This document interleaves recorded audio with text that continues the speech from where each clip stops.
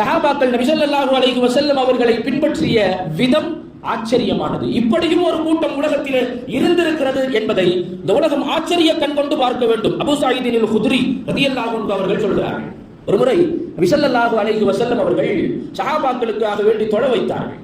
தொழுகையிலே இருக்கிறார்கள். அந்த காலத்துல இஸ்லாத்தின் ஆரம்பத்தில் காலணிகளை அணிந்து கொண்டே தொழுவதற்கான அனுமதி இருந்தது. செருப்புகளை அணிந்த நிலையிலேயே தொழலாம். நபி ஸல்லல்லாஹு அலைஹி வஸல்லம் அவர்கள் தொழ வைக்கிறார்கள்.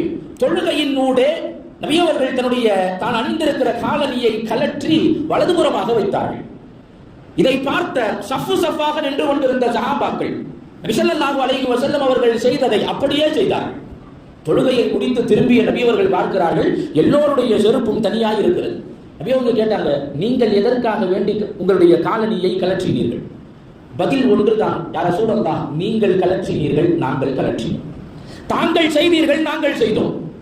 இதுதான் பின்பற்றுதலுக்கான இலக்கணம். இதுதான் நபி அவங்க சொன்னாங்க, நான் கலற்றினேன்னா அதுக்கு ஒரு காரணம் இருக்கு. நான் கலற்றியதற்கு காரணம் இருக்கிறது. ஜிப்ரீல் அலைஹிஸ்ஸலாம் அவர்கள் வந்தார்கள், வந்து சொன்னார்கள், அல்லாஹ்வுடைய தூதரே, உங்களுடைய காலணியில் உங்களுடைய செருப்பில் ஒரு சிறு அசுத்தம் இருக்கிறது, அதை நீங்கள் ஒதுக்கி வையுங்கள், ஓரம் வையுங்கள் என்று சொன்னார்கள். நான் கலற்றினேன் என்றார்கள். எது எப்படியோ நாயகம் செய்தால் நாங்கள் செய்வோம்.